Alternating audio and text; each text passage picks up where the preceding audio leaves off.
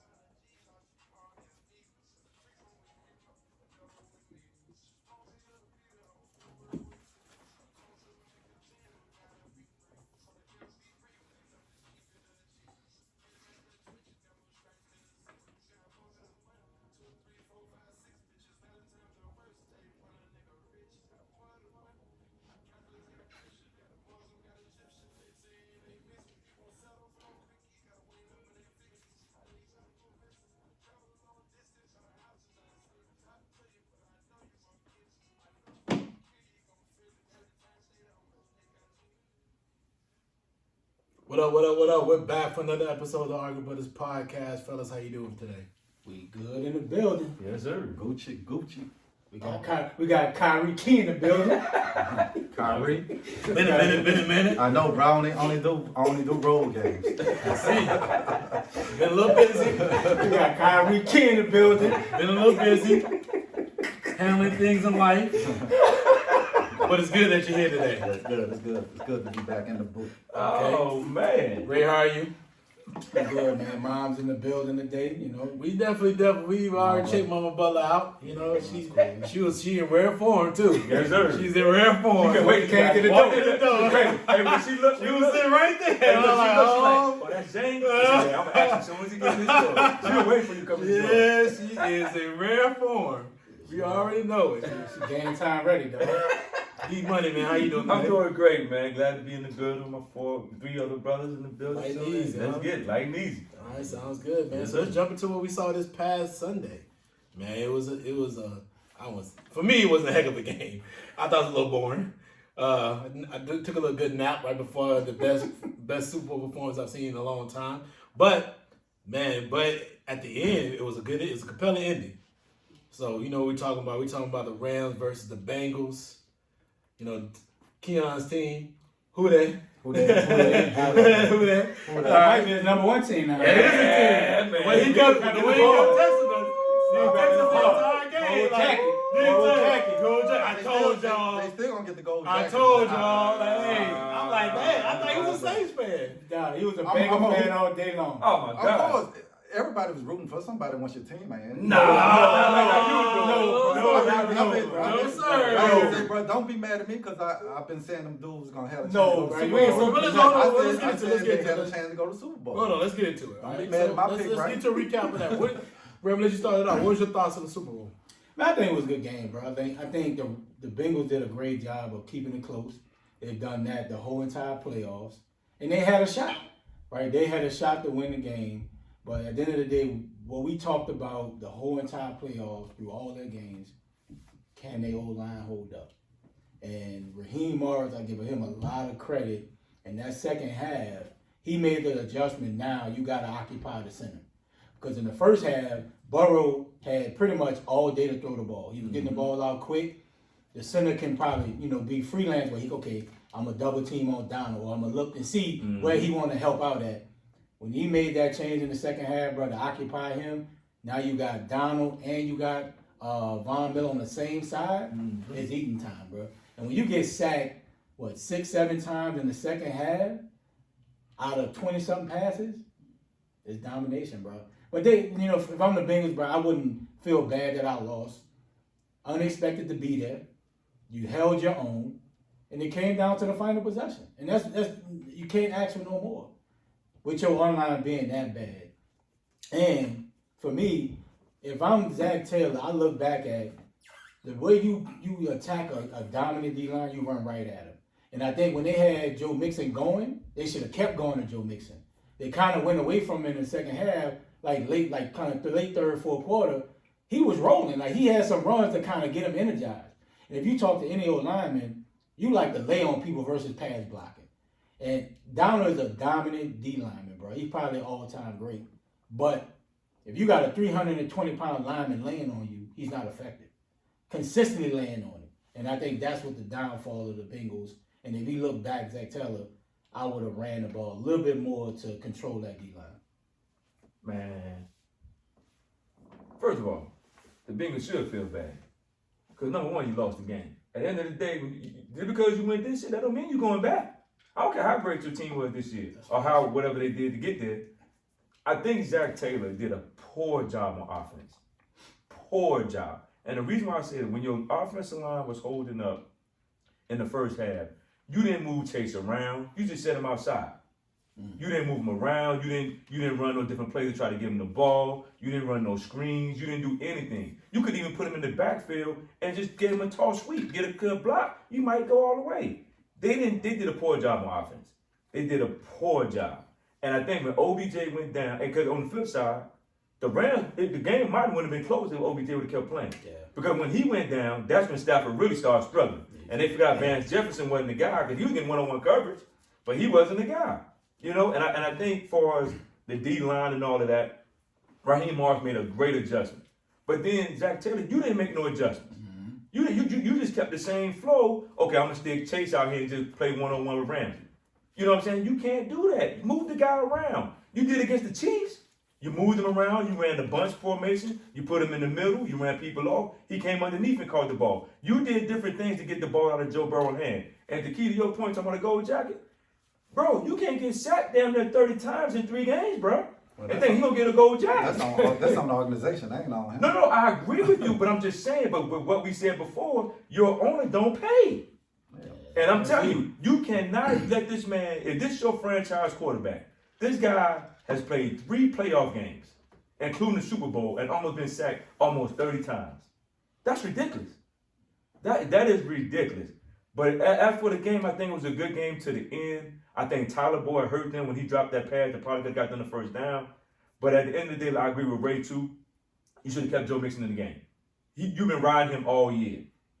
And then now you put P-Ryan in the game. He can't get 1 yard. Come on. 1 yard? Come on, dog. You got to stay on that bench a long time. Exactly. You got to do something different. But as far as overall, I think it was a pretty good game. But I do think Zach Taylor did a poor offensive play calling job down the stretch. Yeah, for me, the keys of losing the game was Eli Apple and the head coach. You know what I'm saying? Because, like Ray said, I think Mixon had probably 12 carries for 85, 90 yards. He supposed to left that game at least 25 carries. Because dude was getting 4 yards a carry. And like you said, that's why they had time, because they had to respect the run. Yeah, in the first half, because dude was getting 5 yards a pop. So now you just can't peel your head back and say go get the quarterback because there's a threat of running the ball. And then the second half, you kind of you went Shanahan.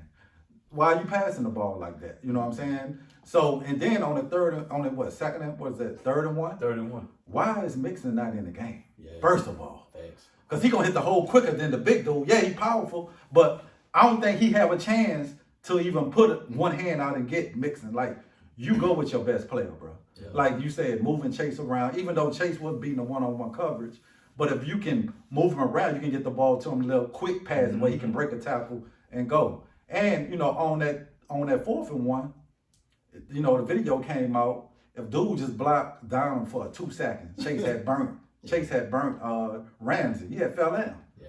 So for me, the Cincinnati, you got to be proud of the season they did. No one expect them to go to the Super Bowl, like you said, Donovan. It's gonna be hard to get back there. Even Joe said it. But what they got to do, he got to demand. Look, we got to clean this offensive line up. I'm not even coming to training camp if I feel like, because you're gonna build Wentz, bro. It's gonna be just talent going down the drain, bro. David Carr, Yeah. So I'm going to the owner like, look, we don't go we got money. Yeah. You know what I'm saying? I don't want no picks. We need to go get some veterans, and they need to show in. They DB suck. The safeties are good. But the DB trash. Eli Apple, bro, just trash. Nah, he ain't trash. Man, he trash. This why. First of all, he got all that potential talent. He been a what? That's the reason why he's bounced around. Right. Hold on. Let me finish my take. Then you can hop in. Go ahead. But I'm just saying, it's a reason why teams are like on that play, right? Why are you getting cupped the outside? You force him to your help. Yeah. Like you let him jam you, and then he want to go to the pylon. Like, it's fundamentals, bro. He played good some series, then he come back. He's inconsistent. And that's why when you're inconsistent, you bounce around the league. Yeah. I don't think that play was a little difficult for him to keep him from going to the bounds, because what happened is Coach took him in, then he broke the route off a little shorter than what he actually ran it. So it wasn't really like, but it's not as, no. You say, what's the fire route, bro? Like you told him. You make him keep going inside. You said it's my take. That's my take. Okay. It's my take. I'm reclaiming my time. Okay. All right, so it's not that easy. He actually, they ran a route for a reason. He shortened his route up. So it's a good play. It was a good play call. It's a good play call between Stafford and him. They just was on the same page. Same little no-look pass that he ran. That was the same. That was another thing. And if I'm not mistaken, since he ran a lot of two deep zones, so they really was trying to play with the linebackers across there. And at the same time, you also got to realize, out of nowhere, the referees also want to call the game. In the fourth quarter, they start calling penalties for out of nowhere. Yeah. They didn't call the penalty when Ramsey, when your boy jumped up at T. Higgins. Basically, not only grabbed his face, but he grabbed his sleeve with his arm and his face mask, and then went down and scored a touchdown. So yeah. Because that play was horrible on that linebacker. That was a tough. And then the play on the linebacker, but actually they did. The reason why they called because they didn't catch the one before. Mm-hmm. The one before is when dude number 27 for Rams, the running back Henderson. He broke inside, jerked inside, got the back on, so the back grabbed him. Mm-hmm. So it was one of those things where it was nip and tuck for a while. But I'm like a lot of you guys. Like the O-line was just an issue. They were doing a good job of getting the ball out really fast in the first 3 quarters, getting the ball out there on the edges really quickly, playing it. They should have ran a couple more screens to play against that defensive line. Mm-hmm. But you also got to realize that D-line is quick and fast. They went to that 5-man front. And that 5-man front meant a lot. Mm-hmm. Flores started eating. 94? They're 94. I think 94 that's not Floyd? That's not Floyd. Oh, whatever. They started, 54 started eating, 50 started eating, 80 started eating. A big play was in the second quarter. I think it was the second quarter when AD got inside and sacked Joe Burrow and forced him to a 3-point field goal. Yeah. That was a huge play. So, that D-line, eventually that D-line was going to start to eat because that's been the strength of that team all season. Yeah, I'm like everybody else. I don't know why they have Joe Mixon in on that 3rd and 1. Yeah, bro. Like, Joe Mixon had been balling all game. Yep. He was running in the third quarter. It was just him. Mm-hmm. He was the offense. Yeah. So I'm just wondering, like, why would you go away from it? That's a coaching error. He's admitted that he should have done that. He should never have made that mistake. And, and that's probably what cost him the Super Bowl. His name is Sean Robinson. Robinson. Oh, no, he's a Robinson. But Robinson was the first. Robinson, he was the Bama. He wasn't rushing the quarterback. He was good on That's on the run game. Yeah, because when he He came was in, strong on the run game, but not on. No, not the pass. rushing No. quarterback. But I'm talking about like man, when Miller, Floyd and all them them boys, yeah, Flores started yeah. eating, it was a free fall. But I think that's when he changed up because when Ashawn Robinson came in the game, when they He was stopping that run. Yeah. And the thing about it is, that's the thing about the Rams that we've seen all season. You know, you get real physical with them and run the ball. They do not like people running at them. That was the weakness of their defense. So Ashawn Robinson played a big part in stuffing that run, man. He did. Now, also you gotta look at that 3rd and 1 play by AD. That was incredible. When he stonewalled the guard and still was able to make that tackle, that's not normal. Nah. You don't see that every day. So you got it's plays that they have. I also thought with OBJ, I thought they were gonna break the game open too early. When he tore his ACL, I was just like, oh, that's gonna be tough. Because the thing, they didn't move the ball. They had the ball on the 50-yard line like 3 times in a row, and they couldn't even move the ball. And Stafford started struggling, and he threw a couple of picks. The Jefferson pick didn't make sense. I mean, he was throwing it back, and he was like, get it, but I'm just like, why even throw it? Because he's definitely, and he didn't help him. Nah, he didn't help him. Van just didn't help him at all. And then the one when the ball went up the guy's hands, Number 18. that was a different play right there. That would have been an OBJ play. So it's just one of those things that, man, but you got to give Rams the credit because they did what they had to do. They had to do to win the game, man. So I even though I wasn't as dialed in because I just didn't think it was that great of a game overall, I do give the Rams credit for fighting through adversity, right? You know what I mean? But when you at home, basically, you in LA, really honestly, it's a home game. What adversity really are you facing? Maybe you took the Bengals a little lighter than what you should have. Yeah. Right? So I mean, I don't know. What y'all follow thoughts on that? I mean, you said we talked about what the Bengals did wrong. Do y'all want to talk about what they did right? Like how they came out in the game and took the lead early? I think they did a good job of maintaining being who they were all playoff. You know, they wasn't a great explosive team. Because if you look at the game that they played, they scored 19 against Tennessee. They had 28 or 35 against the Raiders. You know, they struggled against 26 against the Raiders. Yeah, they scored 24. 25-26. They scored 24-21 against Kansas City. Right. And then this game right here, they didn't. You know, it was a basic game. They scored 20 points. So, and the key for me was what they did to stay in the game. They shut down the run. The Rams could not run. They was one dimension. Yeah, it was. They could not You're right run about the that. ball. Yeah, they was. Which was kind of shocking. Yes. I was shocked they couldn't move the ball. They could not run the ball at all. You know, and that was huge with the defense, right? You know, they didn't. So it came more to they was getting creative to throw little short passes to pick up plays because every time they ran it, they wouldn't even get in a yard. They was getting lost for 2, lost for you know what I'm saying. Yeah. They didn't get out the backfield. So to me, that what kept the game close. And I thought they had a great game plan in the beginning. Like we gonna run the football. That's gonna open up the pass. And then it went to let's drop back with Joe and just keep trying. I thought they went for the kill shot instead of then the maintain, just grind out. Take what the defense giving you. So when they went up at halftime and they got that turnover, they was looking more for the kill shot than to keep moving the chain and try to pound. That would have been the third quarter, right? Yeah, the third quarter. Yeah. And that's what I think happened. You know, that what happened. Yeah, Cincinnati did all right. I think it was a lot of misplays. You can say Joe Mixon running the ball well, but it's like a glass half full. Yeah, we did some things great, but you left a lot on the table, right? Like you could have did more with T. Higgins in a slot because the Rams don't have strong linebackers, right? But I mean, it was all right. I mean, they left a lot on the table. They could have really blew that game because Jalen Ramsey didn't have a great game at all. I don't know what the fuck he was doing. Like he gambling, he letting Chase get behind him, he let T. Higgins get behind him. Like, bro, what are you doing? But the Higgins play, we all agree that was more. He was beat even still. Nah, he wasn't. No, he was beating him off the line. He beat him off the line. A good pass, you beat. Nah, he wasn't. Even on that play when he threw the ball, you could tell that he was judging the ball correctly. His eye was on it. He would have picked it off. He'd have knocked it down and picked it off. And then Higgins said, nope, you're not going to do anything. Yeah, I'm going to pull you down. But and I think Higgins thought to himself, I'm not going to let him pick the ball off.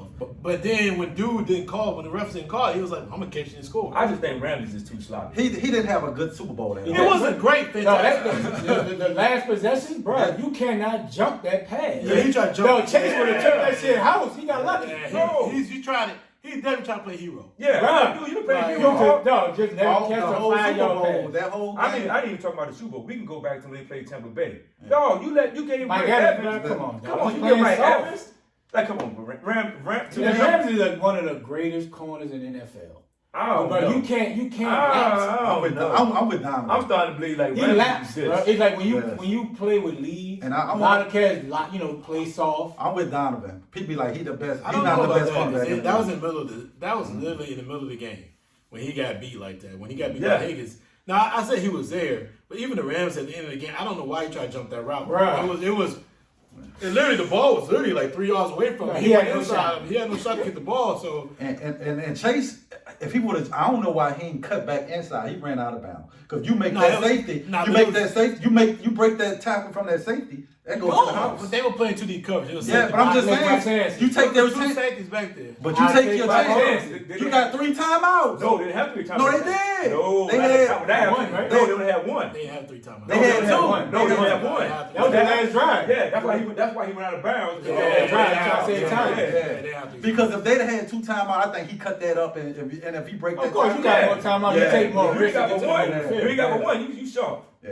So I like James said, I think it was an okay game. I think I would have loved to see OBJ not get hurt to see how He was the going off early, boy. to see how the Bengals would have kept defending because they didn't have nothing for that crossing route. They did not have nothing for that crossing route. Even though they was doubling Cooper Kupp, they didn't have nothing for the crossing route. And they kept OBJ like, okay. And then when he got hurt, it's like, okay. And I think McVay got scared because in the back of his He mind, get like, tight anyway. I think he got scared like, man, you know what? I need a defensive touchdown or a defensive turnover. Because I really don't think he wanted to put it in Stafford's hand. I really don't. Cause you got the ball at the 50-yard line 3 back-to-back times, and you don't move the ball at all? Well, he had no choice that last drive. Yeah, but I'm just saying, you didn't have no choice. Because, listen, this game over. They stopped you, it's game over. Yeah. And I think that's where I'm like, dude, you got this dude for a reason. If he can't make these plays, then guess what? He ain't that You- guy. he ain't that guy. Right. And I think that's where I I think. wasn't really impressed with his performance. Oh, hell no. No. I wasn't. I mean, a lot of people want to give this dude a lot of credit. Like, oh, he came out of, like, what's the name? He came out of Detroit. You know, give him around, talent, see what type of player he is. But his performance wasn't, It wasn't. like great to me. It was just like, it was an okay performance against a team that, honestly, if he plays well, they should have won going away. I think the spread was like 5. 5. So it's just like they should have played. I mean, to me, in my opinion, if he plays well and does what they want to do, what they should do, it shouldn't have even been that close of a game. Yeah. I think his play, being a little erratic at times, throwing the ball away, missing receivers, actually cost them more than anything else. So He lucky the Bengals O-line wasn't that great because I think they get blown out. I think they win that by double digits. Unless Raheem Morris adjusts earlier. See, he didn't adjust to the second half. No, he didn't. Yeah, because he didn't adjust to the second half, and he kept it. He's like, okay, if I can keep it close, hopefully I can get me a pick or a fumble, and then we really ain't got to do too much but rush the passer. Yeah. But I give both teams credit. They did what they had to do to get to the championship. Whether anybody like it or not, they did what they had to do. Yeah. The thing of it is, can you make the adjustments for next year? And we'll that's- see. We'll talk about that. Let's talk about, you saw what Aaron Donald did. He had a great second half, great performance. Key, man, is Aaron Donald the greatest defensive player of all time? Hell no. Lawrence Taylor, bruh. Okay. It ain't even close. It ain't even debatable. Because I done seen too many games where Aaron Donald, you was like, did he play? You know what I'm saying? I done saw games where he ain't had impact. You know what I'm saying? So, like Lawrence Taylor, you knew 56 was on the field. Yeah, shit, I go even better. Bruce Smith, Charles Haley. You know what I'm saying? I put him in the top 5, but I don't even put him over those cats. You know what I'm saying? I just seen too many times where he done had games where, dude, you ain't even get a sack. You had 2 tackles. So, no, it ain't even close. He the greatest, And I get, like LeBron said, they're young. He should be old enough to see Charles Haley and Bruce Smith and Lawrence Taylor play. But, like, no, he's not the greatest. Dude, the beast ain't taking nothing from him, but he's not the greatest all time, ever. No. That's Lawrence Taylor. Keith, I agree with you all day. Like, first of all, people feared Lawrence Taylor. You know what I'm saying? They don't fear Aaron Donald. 'Cause, like, we can double team him. People feared Lawrence Taylor. And Look, let me cut you all right quick. With Lawrence Taylor, right, you double team him and had the fullback back there. Exactly. But it's a name that nobody that you didn't say.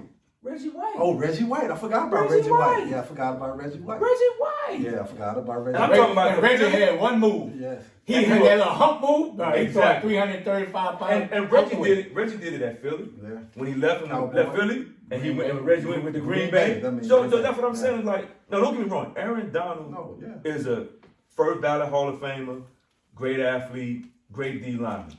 But to say that he's the greatest, like he's the greatest of all time, nah.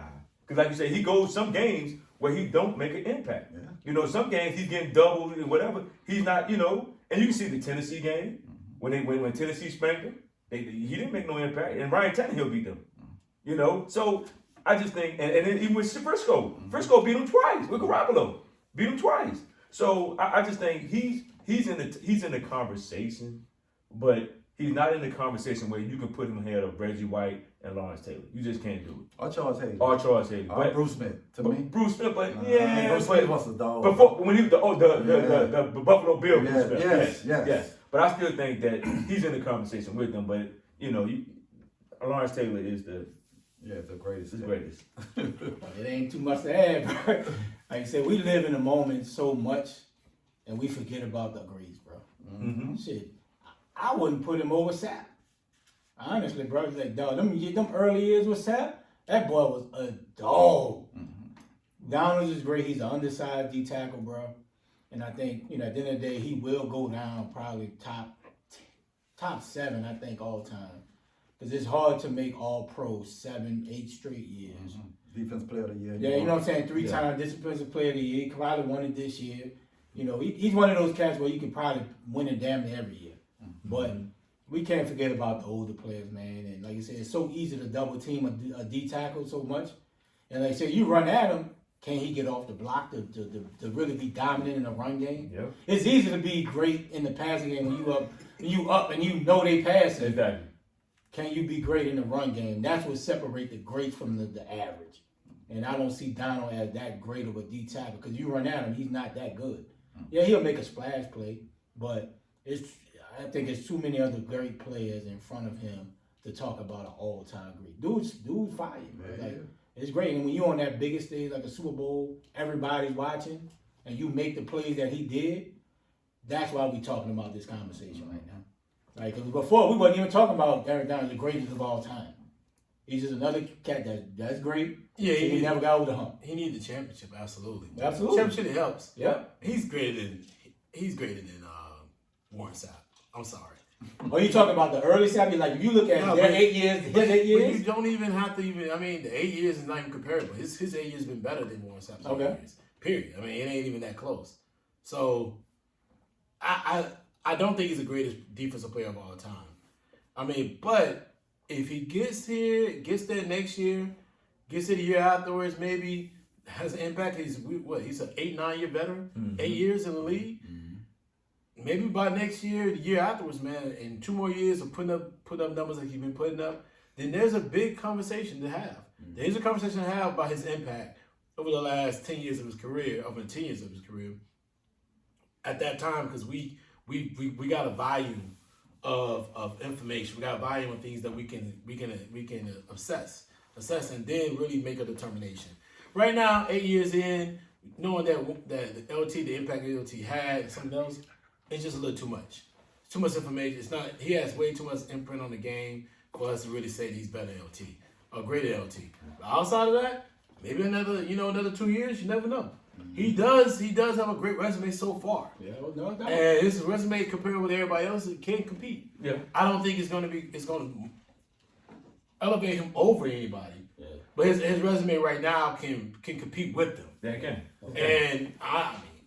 What I saw out there, especially in that fourth quarter, I saw a guy that took over. Mm-hmm. Yeah. After that little fight, seemed like that turned the tide. Like, I don't know what that dude was thinking. Anyway, I really don't understand because he didn't really do anything outside of the norm. Like he kind of just pushed him out of bounds, And they was like, what are you doing? And they got upset. And it just seems like it was, you know, that he was really, really, they were really upset about it. Like they were hurting him. I'm like, they didn't hurt him. He actually, your boy kept running in bounds. He made sure he got out of bounds. But first of all, y'all should have been protecting him all this the whole Yeah, game. like, what you mad at that What you mad? Exactly. Yeah, it was a little much. It was a little much. So I do feel like, you know, if his resume comes up in 2 years, 3 years, he wins another championship, you may can go in it, you may can consider that. Like, hey, 8, 9, 10 years of all pro performers, you never know. Mm-hmm. But right now, I don't agree with everybody else. I'm with you guys. I don't think he's there yet. Not at all. Not at all, man. All right, let's go to the next subject, man. Let's talk about what Richard Sherman. He made some very interesting comments about Matt Stafford as a Hall of Famer. Mm-hmm. Let's talk about that real quick. So, what's your thoughts, Ray? Give me your thoughts right now. Based on what you saw, not based on what you saw, but based off Matt Stafford's resume and him adding a championship, if his career ended today, is he a Hall of Famer? I think yes, because the era that we're in, because of the number of passing yards, I think that's why he gets in. Plus, now he got a Super Bowl. And if you compare him to Marino had a ton of yards, never won a Super Bowl. So I think just because of the era he's in, he will make it. But Sherman comments is right on. We have diluted the Hall of Fame with all these inflated numbers. Now, we forget Matt Stafford has never won anything in Detroit. Mm-hmm. Nothing. Like, we forget about that because he's now with the Rams, Hollywood team. He's in a Super Bowl. The hype is there. But we got to remember, like, he did nothing in Detroit. He had Calvin Johnson.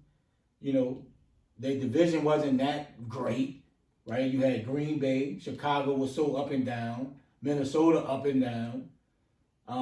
So Sherman is right, bro. Like, we put Stafford shouldn't even be in a conversation of Super Bowl, Hall of Famer. But because of the dynamic arm talent, you know, he wows you with the throws, the no-look pass in the Super Bowl. That's why he will get in.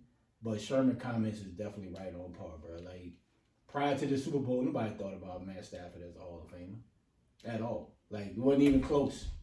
But the arm talent is there. You wow people. You're going to put up. He probably going to finish his career probably top 2, top 3 all-time passing yards if he stay healthy. Because he only, 33? Right. Literally, if he stays healthy and they protect him, he can play another decade. Right. So he's going to put up the numbers. So automatically he's going to get in, bro. You're not going to put someone that's top 5 or top 2 or 3 in passing not in the Hall of Fame. It's just not going to. I don't care how bad your career was.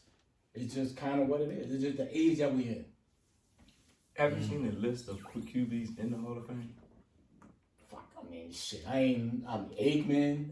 But they're champions. Hold on. Marino's in. He Hold got on. no Super Bowls. Hold on. I'm going to tell you one who shouldn't be in there. Who? Namath. Namath ain't do nothing but said one thing that we going to win the game, and he ended up in the Hall of Fame. But you got Look at his stats. It don't matter. It don't matter. You just said, oh, we're going to win the game. And you put him in the Hall of Fame. You got Namath. Warren Moon put up stats. He should have been in. Okay. You got Johnny Unitas. He got, 1 ship? But that's the thing, though. Like Jim Kelly. So Jim Kelly, he been there, but he had nothing. And his team was stacked. But, with going to, it says something going to, 3 straight Super Bowls. You went to 4 straight. 4 straight. But you didn't win. It says something, right? Like, the team is good. Yeah, everybody's not Is the going criteria to win. winning it or the criteria? Right, he's been there. He can't blame that. Put up numbers like he did and being able to be a high-performing quarterback for the amount. Then you got to look at NFL. He changed how offenses is done with quarterbacks. Like, they went to that whole K-gun spread. Like, we throwing that bitch all over the field. It's just that why I think Kelly. So that's my point in saying I disagree with Richard Sherman. Because if that's the case, this man will put up 50,000 yards. Okay, 323 TDs and 161 picks. Who, Stafford? Yes. He's gonna get in, though. So what we don't even know the criteria for who's the Hall of Famer. I think that's been the question. I think that's what Sherman's question was. Like, what is the criteria at this point? Because if you look at it, if you look at the criteria of what Matt Stafford, his stats, and stats alone, he's not Hall of Fame worthy. not off stats, not enough wins, not enough playoff wins. He had one good playoff series, no MVPs, Right. nothing. And even though he went to the playoffs with Detroit, who's the best player on that team at that point? Megatron. So it was always Megatron or bust with them at that time in his career. So, and then he goes to the Rams and he's loaded. He's on an offensive loaded team. I don't see where that has been. I can't really agree in the sense of is he a Hall of Famer at this point because of the fact that, I mean, he's never really been like the best player on the team. But if you're looking at the Hall of Fame and who they allowed in, his numbers is better than a lot of dudes that's already in there. That may be the case, but that doesn't mean that they were worth it. No, that's what I'm saying. So I think to better understand who the Hall of Fame and who's not, I want to see the criteria. So let me say this. I'll put a question mark by whether he's a Hall of Famer or not. Because we just don't know the criteria. If we knew the criteria of what they judging him on, then I can disagree or agree with Sherman. Because, I mean, yeah, granted, his playoff performance, it was okay. It was okay. He didn't turn the ball over, which they got him there. And if he turns the ball over, they probably lost a couple of games anyway. But he didn't turn the ball over. He was safe with the ball. Whether one of his spectacular performances ever, no. He didn't turn the ball over. I mean, but it didn't kill them.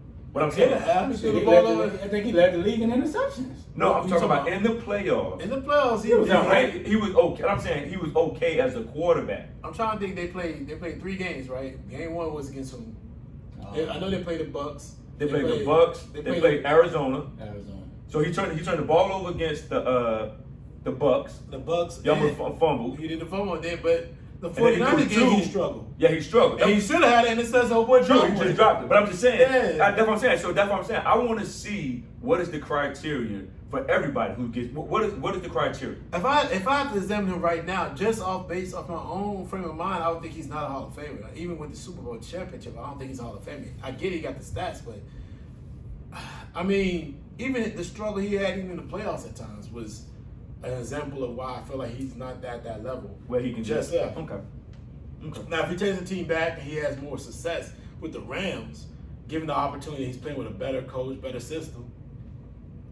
Yeah, man, let's give it to him. But I think right now, no. I mean, not if I'm looking at. I mean, if I look at the fact that, if I'm looking at like how, they had Terrell Owens have to go through the process 3 times to be selected. Yeah.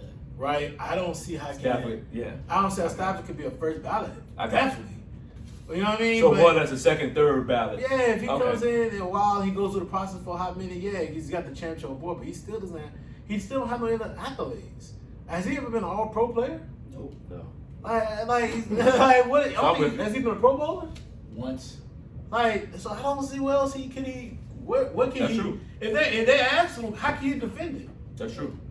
Like unless you just being confident with himself, which I can respect, but I don't know how can you defend that. Yeah.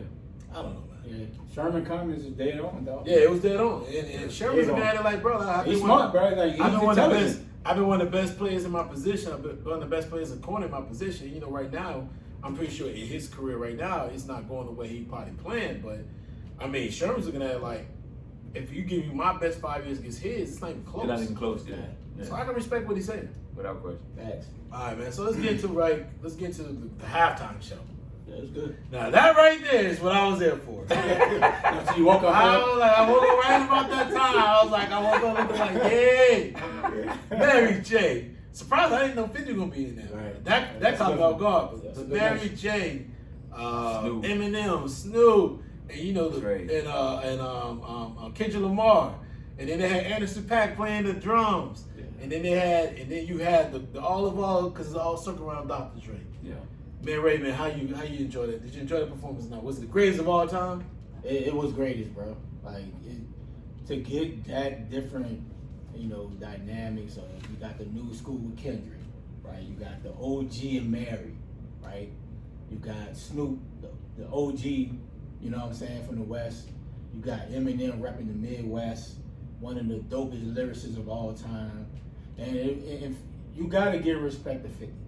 Bro, when he dropped that In the Club joint, bro. Oh yeah, back in the day. Woo, bro, Yeah. that Ready or Die album, bro, was fire. Yeah. And not to have Ready to die. That's big. Yeah, that was No, get Richard die trying. That's what I'm talking about. Get Richard die trying, bro. Like when that album dropped, bro, I remember it like it was vivid. I was living in Temple Hills. Yeah. It was snowing that day. I walked to Best Buy from my apartment, dog. Just to get it. Just to get that album. 50 was that dude when that dropped, bro. He shut down the rap game. And it was no chatter about him even being in the Super Bowl before. Yeah. So to add him in there, bro, it was a definite bonus, man. It was the greatest of all time. It just shows how we need to give Dr. Dre more flowers. Like, the boy is a genius, bro. To put all that shit together, bro, to come up with what he's always done, it was phenomenal, man. Yeah. Like, it was one for the culture, though. Without question. Definitely one for the culture, man. And, you know, it's just amazing, man. Like, how they put all that stuff together, man. And like I say, Dre is the spearhead, bro. NFL did a good job. Yeah, I got to give him credit. I got to give him a lot of credit for the performance. I give Dre credit for, you know, getting it together. And if you look at it now, like Mary's career, who was like taking a slow, you know, she was doing Mary, but now she's got that pub back of Mary, you know, because she's on all the shows now. She got a new album out. I listened to it today. It's pretty good. And you know, Snoop, you know, he just got Death Row. So hold on, what's your favorite song on the album? What do you be singing? Good morning, morning, gorgeous. What do you be singing? Singing in the shower. Nah, bro. singing, dog. It might be one of the ones, but it's the one before that one. I can't remember the name. 'Cause I was listening to it this morning. I can't remember the name of it. You can be real with us, bro. No, listen, I just think- dog, we homies here. I just think, if you like the honestly, song, you like whatever, the bro. song. Good morning, gorgeous. You know what I mean? That's Sing that about the play, life, dog. Hey, look, man. You all good, Let me boys? say this. Let me say this. You cut it on. The album is a stay great in the album. eyes. In the morning. You got the group too in the shower, nigga get wet. That thing Morning, flat. gorgeous. But you can be real with us, But though. no, on a serious note though, so now that taking her from another level to where she was before, you know,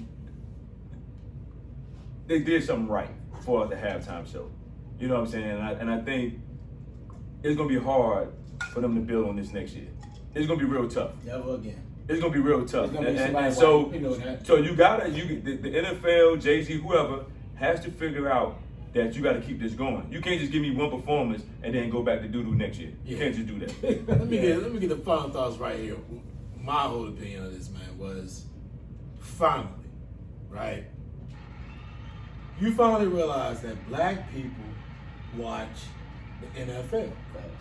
And you finally realize, culture-wise, you finally realize that having an artist, or hiring artists like these particular individuals, was only going to boost your cred, the morale, and the audience when it comes to the NFL and the halftime show. Thanks. Why, in Atlanta, did you have Maroon 5 performing when you're in one of the most, especially this last 30 years, one of the greatest, first was Black Excellence, definitely, one of the greatest musical shows or cities in the world. Atlanta runs hip hop and music. Why in the world would you have Maroon 5 and who's on the room? It was somebody else. Why would you have them performing instead of having an Outkast? Right? Ludacris. All the Atlanta artists. T.I. Usher. Right. Yeah. All the Atlanta artists. DLC, like you I got mean, options. you got You got options. That's like having the Super Bowl in Chicago and not having Kanye out there. Thanks. Right? Like, I mean, he's a little loopy at times. Listen, at the end of the day, you should identify with that city's culture. Yeah. You're selling that. That's what you're selling. You're selling the Super Bowl, you're selling the city's culture. There. You're supposed to invest into that. Yeah. And bringing Dre out there when everybody knows Dre is LA. Well, they have Maroon 5, Travis Scott, and Big Boy. Dog, why? I get Big Boy, but that's one. No, that's nothing. You should just have Outkast. Period. Why you have like, bro? You should have Outkast running it. Period. And you should have Jermaine Dupri doing it. Man, you could have did. You could have done the Dungeon Family and had all them pulling them in there. You could have had Big Boy, Outkast. You could have all. You could have had Goody Mob. You could have had all them out there. That's Atlanta. Atlanta. You got one of the greatest musical cities in the world. All those artists in Atlanta. Yeah. Come on, out of Atlanta, man. Come on. They dropped the ball. So getting Dre, going through with Jay-Z, getting Dre, man, it worked. Yeah. Now, hopefully they take this formula, and the next, where's the next one?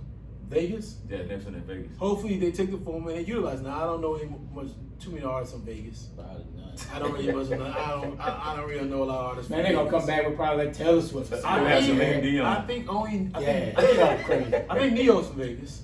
They gonna come with some food. So maybe Vegas is a little different, but You know that. when you have cities who have like actual musical cultures, like man, you gotta bring in the artists that reps them, and then figure out like how can you tie them all together, Exactly. so the show looks like what we just saw. Yes, sir. That's what made it so amazing.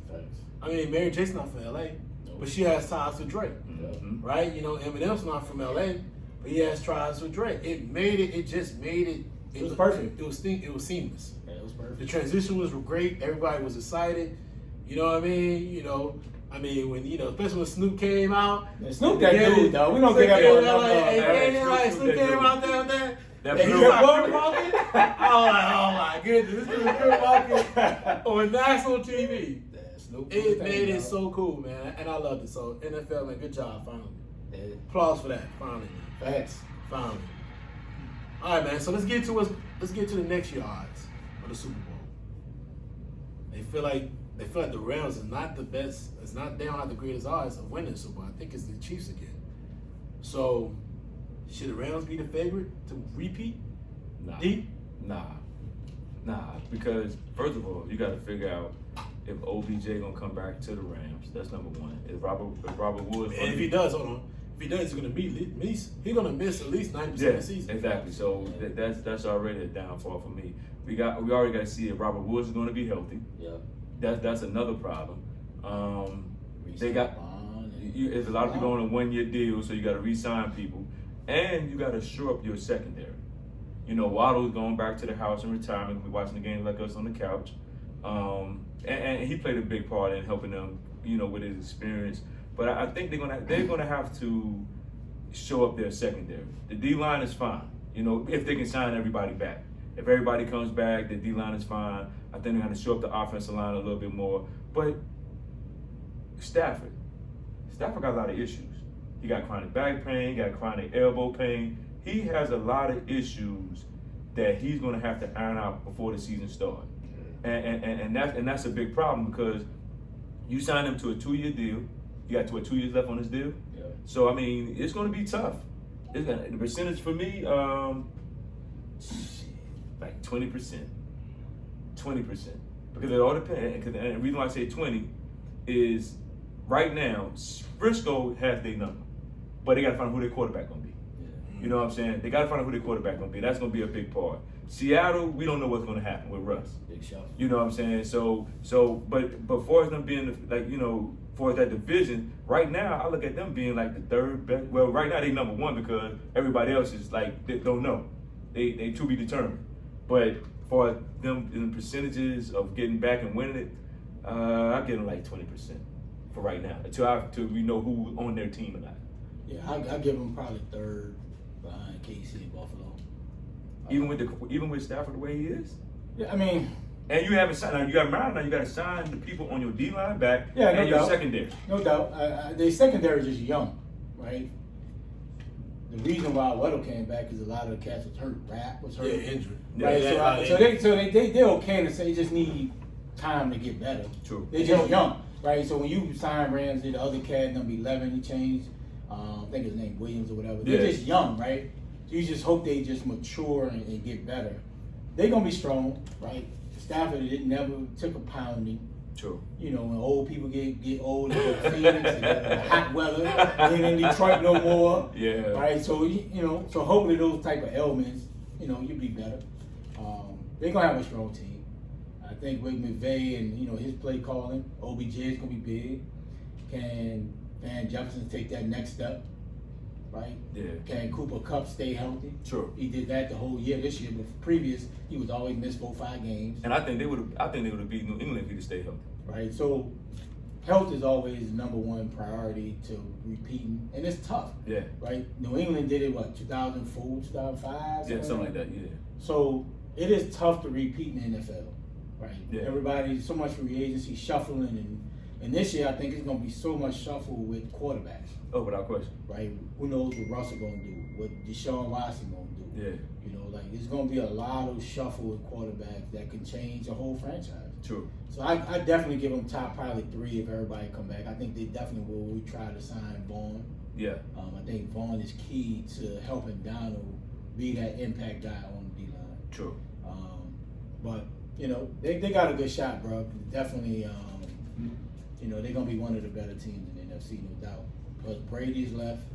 Who knows what Rodgers gonna do? Yeah. Right. So let's say Rodgers go to the AFC.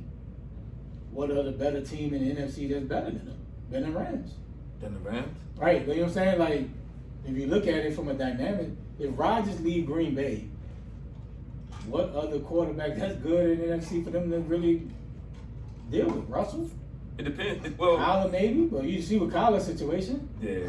And you gotta see. So they could make it. Just depends on the quarterback shuffles. Yeah, because They got a good shot though. somebody got to go to Tampa Bay. Somebody got to go to New Orleans. We just don't know. Somebody got to go to Minnesota.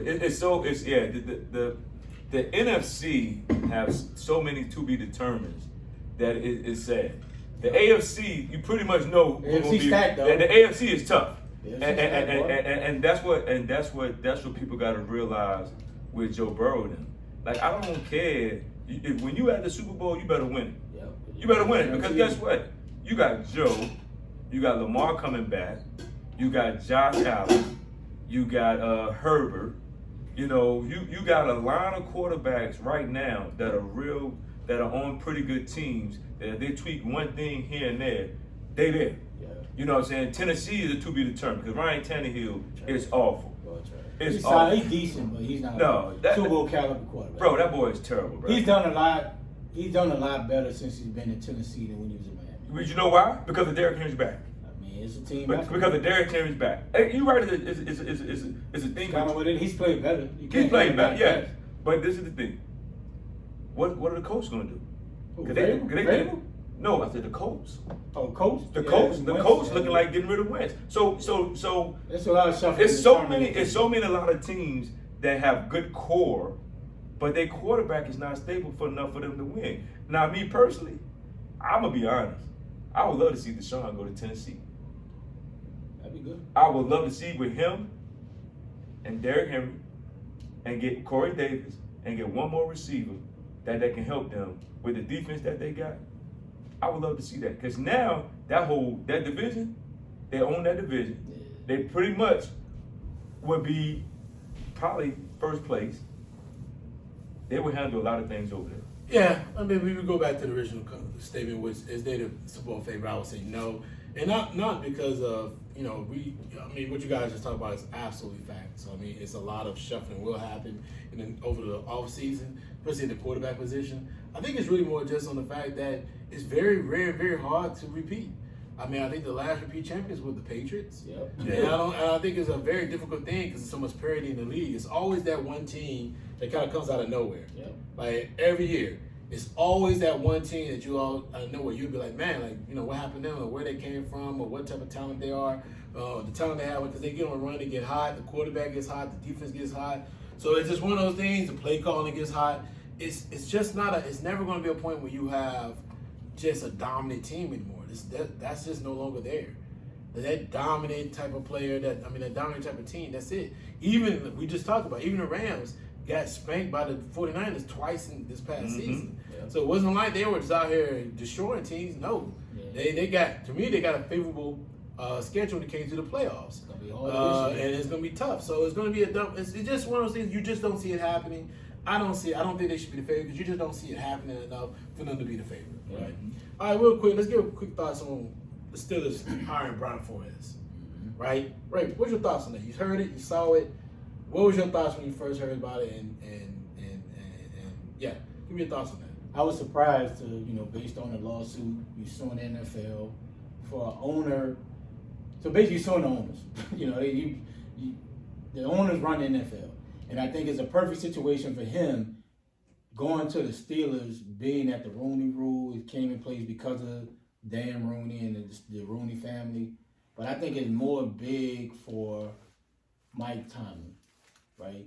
He's putting his name on the line to hire a coach that's suing the NFL. You know how much scrutiny this probably is going to get. And we talked about Mike Tomlin coaching trees. Never really had a black coach in a OC, DC position. This is big not only just for Brian Flores to kind of ease back in the NFL, right? Do he still be that vocal guy that's on all the platforms and talking about it? Or do he sit back and, chill and let it play out? But I think it's good for Brian Flores, yes. But I think it's bigger for Mike Tomlin putting his neck on the line, signing Brian Flores to be linebacker coach, assistant head coach. Yeah, no, I think he's just a defensive assistant. Yeah, so I think it's big for Tomlin's name to put his name on the line and bring Flores, because it's going to bring a lot of scrutiny, and I think it's big for the Steelers organization. But if perfect world, this is probably the perfect organization to go to, right? So big up to Brian Flores. I was definitely shocked by it. But I think it's big. Honestly, I think it's big for Mike Tomlin's, legacy, bringing in Brian Flores in the whole scrutiny situation. The Steelers put their money where their mouth is, because at the end of the day, that's what the Rooney Rule was for.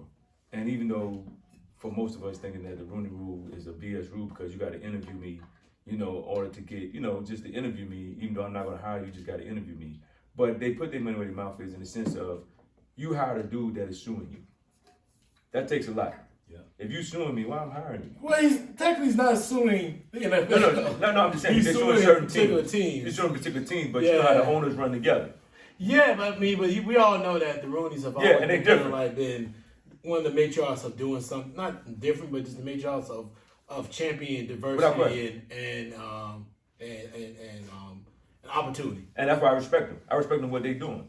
I respect what they're doing. I respect that, they see the situation for what it is and say, you know what, I'm going to hire this guy. Because I know he can coach. Not because he's black. I just believe that they're hiring because they know he can coach. And he got a raw deal. Yeah, I agree, man. I think one of the things that's going to help is the fact that he can coach. His ability to coach is going to be great, right? So his ability to coach should outlast or outweigh any of the issues that's going on here with him and those three teams or the NFL in general. Exactly. So that means so much. Exactly. And I think for Tomlin, now you got two guys in there like, listen, we need to get this organization back to where it used to be. You know what I'm saying? Big Ben stayed too long and they couldn't get somebody to make sure that where they are now, the Steelers just need a quarterback. They need a quarterback, and I applaud them for what they're doing. And I applaud the fact that, hey, Flores and Tomlin, they're going to be looking at you. Yeah. Steelers, we need to get it done. You know what I'm saying? We need to get us a quarterback, and we need to get it done and make it happen. And look, I think it's going to happen for them. They got a defense. They got young receivers. They got a pretty good offensive line. But they just need to find that one guy to call the plays and to get it done for them. Yeah. But I'm proud about what they did. Yeah, like I said, it's big up to, Mike Tomlin to put his name on the line. And I wonder if Flores didn't have this whole, lawsuit situation and he didn't get any of the jobs in the NFL as a head coach, would Mike Tomlin have hired him as a linebacker coach? I don't think it would have happened. Yeah. I truly think it would not have happened if the Brian Flores current situation is not going on. Yeah. Right? I don't think he hires him at all. True. Right? Is it a token hire? I don't think it's a token hire. I don't think so at all. He didn't have to hire him, so I don't think it's a token hire. True. I think the guy's probably the best. First of all, he's not the linebackers coach. He's the senior defensive assistant, and he works on linebacker staff. Okay. So I think that. But, the guy's ability to coach is never in question. Exactly. So why would you not hire a guy who can only increase or help your value? The value of your organization. He's valued in that organization. He's a great mind. He's probably a great motivator. He's going to be getting there. He's going to probably help them increase their linebacker production. I think this is a great hire for Pittsburgh Steelers. I think it makes if they had opportunity on that staff, he was the right person to put in that position, right? Also, while he's going through the issues of this particular situation, right? We all know what's going on. It also kind of gives the opportunity for him to have something to stand on while he's going through it, right? And let the court system handle the situation as it is. I think if he wasn't hired or anywhere, he's just kind of just going around doing interviews, doing stuff like that, I think all people kind of keep trying to make a play on certain issues that are going on, but beyond as far as just organizational wise. I think for him, it helps that he's working, he's at an organization, he's focused on this type of stuff, and he can let the court system and his lawyers handle everything. And man, like, kudos for Mike Tomlin and the Steelers. Taking a stance and saying, listen, man, we think you can coach. Whether you got a lawsuit with the NFL, it does happen. There's times in corporate America, that happens all the time, where you hire a CEO to do something else or hire a employee to do something else at another organization while you may be suing or going through a situation with another organization. It happens all the time. It's nothing new. So it just, it's happening in this situation. It's just at the forefront. And, these teams that they're that being sued, they're being sued. You're going to be mad as I don't know what. Now, will they let him in? Will they be so, if he go to Denver, will they be so mad? Because they do play Denver, I think, like every other year or every year, I don't know. Would they be so upset that they'd be like, I won't let him in the building? I don't know. But, I mean, at the end of the day, man, I'm happy for him to have an opportunity to do what he loves to do. Yes, sir. So, that's great. Shout out because Mike Tomlin, his track record has been a little, yeah, it's a little shaky. Little shaky. You know what I mean? As far as, he does, he hires a lot of people, a lot of minorities. I got a lot of respect for him, but it's been a little like dicey as far as his coaching tree. Gotcha. Like bringing people in that has ascended to different levels, head coaching levels. Yep. He doesn't have a big track record for that, right? So, but the people who he is coached under has had it. Gotcha. Like whether it's Tony Dungy. Other people out there, they've had huge track records of branching out, getting coaches jobs. I mean, I think Tony Dungy had him and Sean Raheem McDermott. Morris, ain't it? And No, only Raheem Morris, but he also had Sean McDermott. Yeah, McDermott. Yeah, I think he was on the staff with him too. Yeah. So because they coached together. Gotcha. I think they even played together. I think something like that. But anyway, it's one of those things where you see where their ability to produce top flight or top tier coaches. And we, hey, man. So it was looking a little shaky. So shout out to them for that, man. Right. All right, let's get to some NBA basketball. Yes, sir. We're playing basketball right now. Basketball. So, going to the All-Star weekend, the leading MVP candidate right now is Joel Embiid. You know what I mean? Like I said, Embiid. Right? So, give me your performance, your letter grade on Embiid's performance the first half of the season. I give him an A, bro. I mean, outside of the COVID, him missing games, he's been healthy. Right? He hasn't been having any knee issues or anything like that. He's putting up monster numbers. He's leading the league in scoring. The team is third in the East, despite all the stuff that with Ben Simmons, the trade. I would give him definitely an A. He's doing his thing. If he stay healthy, bro, I don't see nobody winning the MVP outside Embiid. I agree with you. Yeah, Embiid's playing well, bro. He's balling. He's proven why they made him number one pick years ago, and they're investing and building around him. Yes, sir. If he can stay healthy, bro, dude is phenomenal. He's now working on the Harden, the little step. You know what I'm saying? But yeah, Embiid is putting up monster numbers, dog. Like he deserves everything he's going to right now. I give him an A. He averages 29.6. Yeah, he balling. He's eighth in. He averages 11.2 rebounds. He's 38th with 4.5 assists. The man is giving you everything he got. He's putting it on his back, and like you said, despite all the foolishness, he's still coming out every night giving you 100%. So, like I said, I'm giving Embiid an A. You know, he's doing what he do to keep his body together. You know, making sure that his team is playing through him and getting the things done. Now, we're gonna see when James Harden step on the court. But as of today, before the All-Star game tomorrow, I'm giving Embiid an A. Yeah, I'll give him an A, man. The kid's balling. He's finally starting to live up to the potential that everybody thought he had. Right? When he first came into the league, coming from Kansas, only playing one season, really didn't play a full season at that because he had back problems. People all thought like, you know, this kid can be one of the greatest players. Everybody talk about his footwork, his ability on the, with his back to the basket, and we just never got to see it because of the injuries. Now here we starting to see in full fruition. The kid has been balling for the last 2 seasons actually, and you're really starting to see that he's one of the best big men in the league, if not the best big man in the league. I thoroughly enjoyed the game the other day with him against him and Giannis. It was back and forth, especially in that fourth quarter. And if Middleton just didn't play so awful, maybe they walk with a 1. But man, him and Giannis, you could just see how they improve in their games every year. Both of those 2 guys, from when they came into the league to where they're at now, you can see the ascension. The East is in great hands when you see those 2 guys because they are balling. They are balling, and I can't wait to March 10th. I can't wait to see him.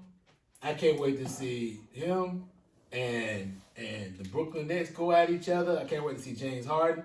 I got the circle. I got it on my circle on my calendar. Him, Simmons. Man, this is gonna be one of the best games, one of the most hype games. And I don't care if it's on ESPN or TNT. You better have it. It better not be on the NBA TV. For sure. That shit is the worst. It's. You think Ben Simmons play? He played. Oh, absolutely. He already said that's the game he started. Absolutely. Should he play? Yeah, why Yes, not? He should play absolutely. now. With the whole mental issue, you think he Let should play? me say something. The mental issue It's was a gone. break. It's about as It was a break. his mental issue is about as deep as James Harden's hamstring. Like it's over. Yeah. It's time to play basketball. Exactly. I'm ready to see them go at each other. I think it's gonna be one of those things. It's gonna be one of the most hype games where it's gonna be something we gotta pay attention to. Yes. It's a good one. Right? It may be something sir. we may pull up on the Twitter Spaces and talk about that game while the game's Yes, sir. going on. Yes, sir. It's gonna be that intense. Yes, sir. It's gonna be a battle, and I want to see the hatred, right? Because you know it's there. I want to see how with Russ and when KD came back to OKC, that's how I want to see it with Russ and that nasty. It was in each other's face. Still Yes, ain't sir. gonna be. Like Yes, I sir. love it. I want to hear it. I want to see it. Yes, It's sir. gonna be must see TV. I want to see it. It is gonna be good. It's gonna be very good to see. I Yes, love sir. it. I love it. All right, man. So, hey, man, let's get to the Lakers. Let's get some Lakers talk right quick. You know, Ray's team right here. Oh, no, my bad. You LeBron fan. You're not a Lakers fan. I'm LeBron fan. But it's key to you, definitely. We don't know, man. That joker sound like he like Brooklyn more than he like the Lakers. I don't know, man. But I'm going to start this one off with this. My thoughts on the AD injury, man, and the immediate future of the Lakers, I think you go ahead and sit. AD should not come back. It should be over right now for him. Sit him for the season. And, bro, you may have to think about sitting LeBron if you don't come off with at least another 10-game win season. Another 10-game win streak. If you don't get a 10-game win streak really quickly coming out of the All-Star break, you may want to sit LeBron to next season. And I'm throwing that out there. What you think, Ray? Hey, bro, shoot your gun, shoot your bullets while you got them, bro. Hell with sitting, right? If I'm LeBron, bro, I'm year 19, bro. Like I got nothing really left in the tank. Like I'm shooting everything. I'm not sitting. I'm playing when I'm healthy. You deserve it. The fans still come to see LeBron. But as far as AD, bro, dude just can't catch a break, bro. Like, bro, it seems like every time he fall to the floor, he grabbing something. Like, he just got the worst luck ever, bro. And granted, they got the championship a couple years ago, bro, but if I'm the Lakers from a future standpoint, come this offseason, I'm shopping AD, bro. You cannot build around him. Like, he's not that type of cat you can say, okay, cats are going to come to LA to play with AD and we going to win the championship. He's just not being available. Do you think there is a storyline throughout the league like that his availability, the injuries and beyond? Do you think right now there's something throughout the league, there's just a stigma throughout the league that he's just somebody I would not want to go and play with because you can't depend on him. Absolutely. He's soft. Oh, you say he's soft? I think he's soft. Like that. Hey, bro, I think he's soft, Dang, bro. soft, bro? Say, bro, like when you, it was probably about 5-6 games ago. He injured his wrist against Philly. Bro, why are you missing the next game, bro? You balled against Embiid. Balled. You dropped 30 plus on Embiid. But you kid against the Charlotte Hornets and you sit out the game? You soft, though. Like, when we always talk about, like, the Kobe Mamba mentality, Jordan, they not missing that game, bro. If I got to shoot my wrist up, bro, I'm playing. You know the Lakers need you, right? He's just a soft player, bro. You cannot build around this cat. And I think if I'm the Lakers, you really got to truly think about it. Like, I'm not saying he has to be traded, but you're going to listen.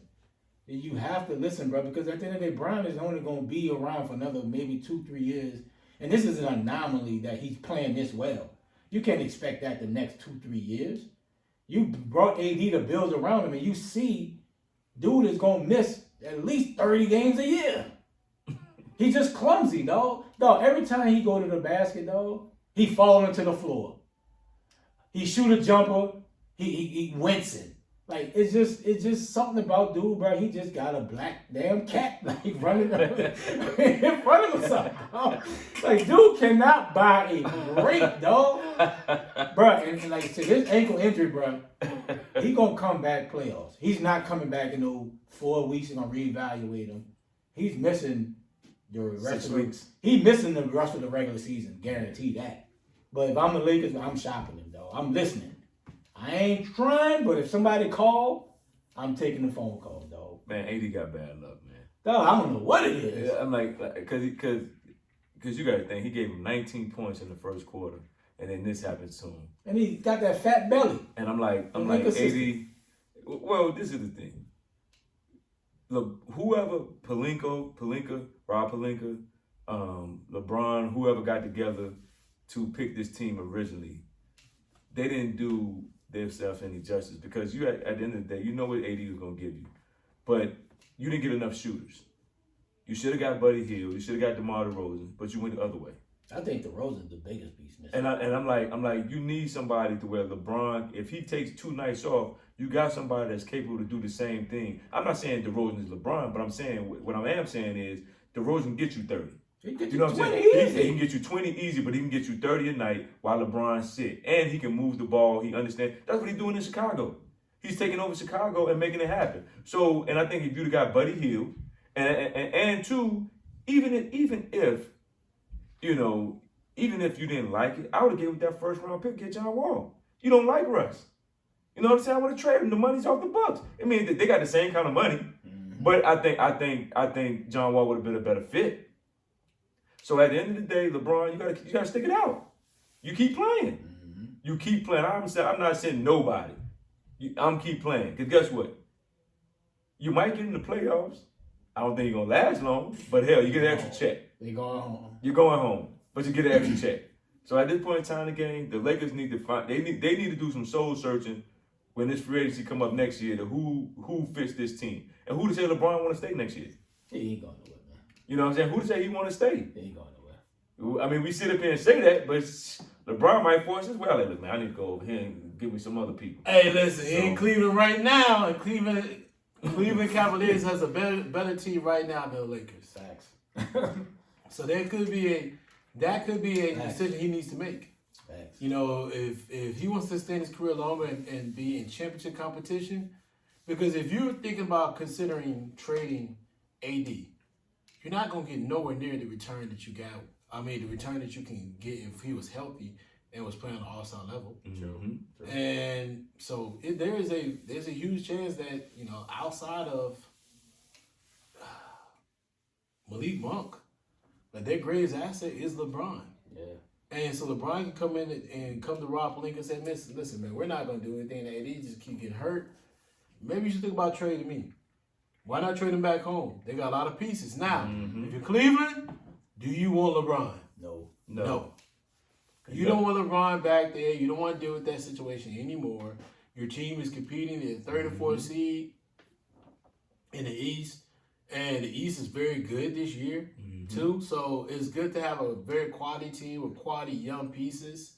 You're doing this without Colin Sexton, who's out for the rest of the season.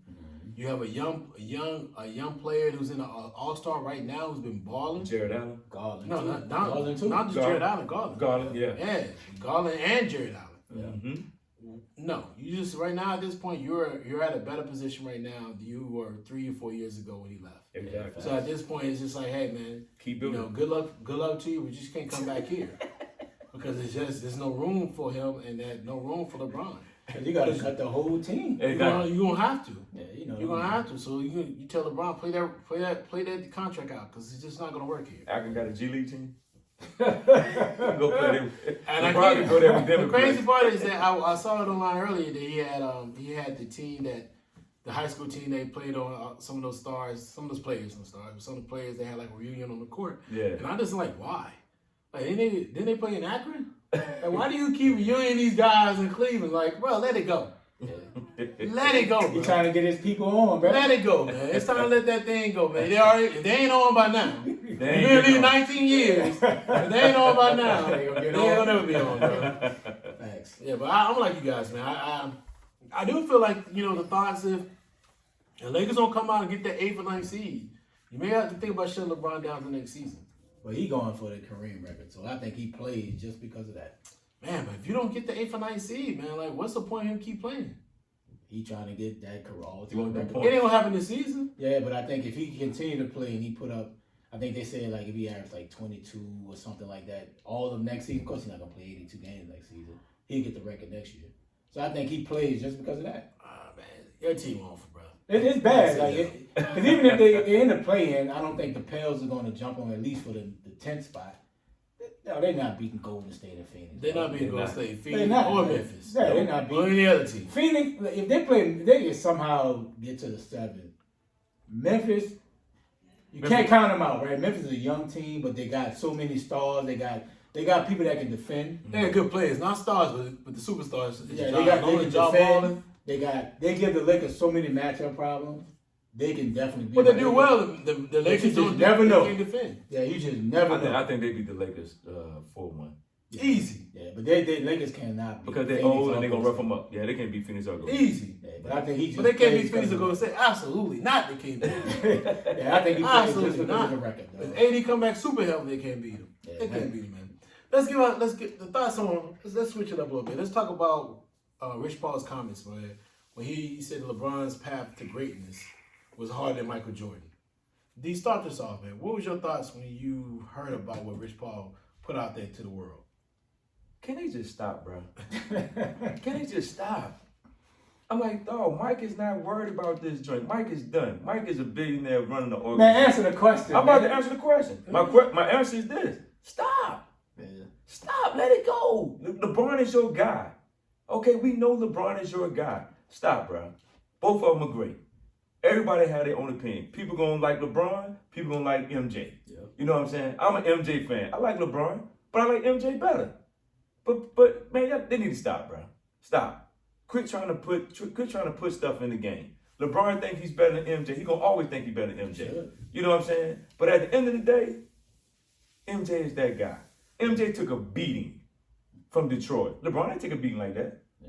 He didn't take a beating like that. LeBron left Cleveland. Even after taking Cleveland to the championship, his sophomore season. Yeah. You know what I'm saying? Jordan took a beating. You can't touch nobody now. So Rich Paul, don't stop, bro. Just let it go. Just let it go. Yeah, I hate when people try to, compare eras. It's totally different, right? Did Jordan have to go through the superstars that LeBron had to go through in his championship run of 10 years? No. But Isaiah, great, cool, right? Drexler and all them boys. What? I mean, it was good teams, right? So tell me who's great that LeBron had to go through. Steph, First of all, hold on. Stephen Clay, Hold on. Kawhi, You're gonna say Tim Duncan. great, and you lost to the Mavs. Yeah, you went through. You lost to the Mavs. Okay, cool. You lost to San Antonio. But we're talking about the path to get to winning chips. Like the path that he had, Jordan. Wait. If you compare the pads. Wait. You're saying this like LeBron didn't have D Wade and Chris Johnson on the team. Absolutely. So absolutely. Name the third best player that Michael Jordan played with. You can say either Rodman or Horace Grant. That's He's it. not even a Hall of Famer. Right, true. I'm not saying LeBron had a harder path or not. I'm just saying when Rich Paul probably made this comment, he's looking at the teams that Jordan went through in these 6 championships, right? He went through Utah 2 years. He went through Seattle with Gary Payton and Sean Kemp, and then Devin Shrimp. He went through the Detroit teams, great teams, but nobody look at them like in the level of Steph, Clay. You don't look at Kawhi, Tim Duncan, Manu, and Tim and Tony Parker. And I think that's why he makes the comment. You don't know what the hell he's talking about. Well, he may not know what he's talking about, but I think if on the surface, those teams had probably bigger stars. Boston with the big 3. And I think that's why he makes the comments, because Jordan had only really had to get through once he got through the bad boy Pistons, he was better than Seattle in '96. He was better than those Utah teams. So he was in Miami. Magic was old, and Magic was coming off the HIV, right? So I think Magic wasn't. 91? No, he wasn't. 91, 92? No, it came out after. It came after that. Right, I'm saying. So Magic was old. That's what I'm saying. Magic was old. First of all, stop. You can't keep saying he's old, because when he beat the Pistons, hell, he was old. Right, but Magic, And when he lost, Magic wasn't the he was Magic also of the late 80s. Magic. When Jordan finally broke through. What about No, Jordan broke through it in like 91. That's the thing. 91, 92, they beat the Lakers. 91. They beat the Lakers in 91. Yeah. So that's what I'm saying. Magic wasn't that Magic of when he beat Boston, when he beat through Detroit, right? I think that's But he why. also lost to Detroit. Yes. I think that's why Rich Paul made these comments. He's saying LeBron had a harder path, because when Jordan went the first championship, they was miles better than the Lakers team. Miles better, right? Let me give you my opinion on this one, man, because I hate this shit because it's dumb. It's a stupid analogy. It's a stupid comparison. Yeah. Like, one, LeBron came out of high school. Michael Jordan, at that time, the CBA, they had to go 3 years in college. Yep. So it's a stupid analogy. Like, it's like, oh, well, he went to UNC. Yes, he had to go to college. You couldn't go straight to the pros. Like, that was the CBA at that point. It changed again when KG came out. Yeah. Mm-hmm. So it's a stupid analogy. And then through all that, all the ups and downs when KG came out and all that, and all the other players that came out behind him, it went back to like, no, it still came out to, it got to LeBron. Then when LeBron, after like a year or two of LeBron, they also went back to you had to go to college at least a year, be 19 years old. Yeah. It's stupid. It's a stupid comparison. It makes no sense. It's so dumb. It does not make sense. It doesn't equate. It's like LeBron was able to develop at 18, 19, 20, 21, figure out the type of player he is. We all see that LeBron is a great player. But like Jordan also, when he finally got into the league, had already had a championship in North Carolina. Put a little more miles on his body because of like his second year 2, year 3 in North Carolina. He was already a superstar his third year at UNC. Yeah. He was still Mike Jordan at the time. Yeah. And it's just a different frame of mind. And then you also gotta look at the build up. Like TV, the marketing, everything else wasn't the same. It was Air Jordan and his ability to play the way he played above the rim and do what he did and win championships. The reason why they put up so much marketing on these players now, so you wouldn't see the same level of build-up for LeBron as you did for anybody else, because it was players who came out of high school who were just as great. Moses Malone was a fucking beast. Exactly. Darryl Dawkins was a beast. It's been players who came out in the NBA who athleticism showed, who was also great, also out of college, but just didn't have that marketing level because the NBA wasn't what it is now today. Thanks. We get what we get, and we be able to have these debates and have these conversations about LeBron and Jordan because of it. Man, Rich Paul needs to shut up. He's annoying to me. He's like the most annoying person. Like, bro, you're an agent. Shut up and be an agent.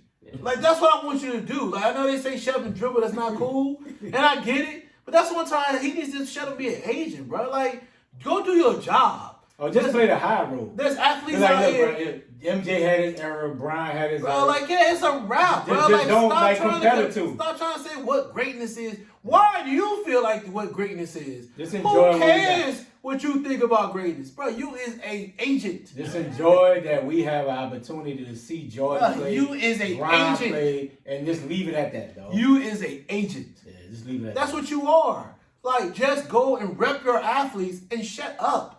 But you know Like- the problem is? The problem is, and this what annoys me too.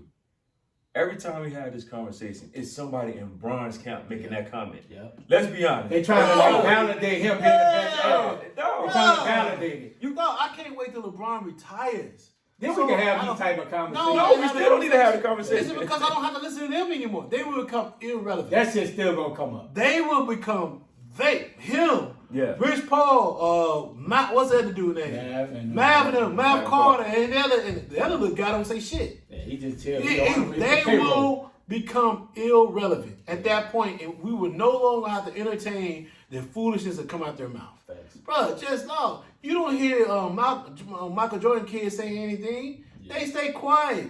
Michael Jordan circle stay quiet.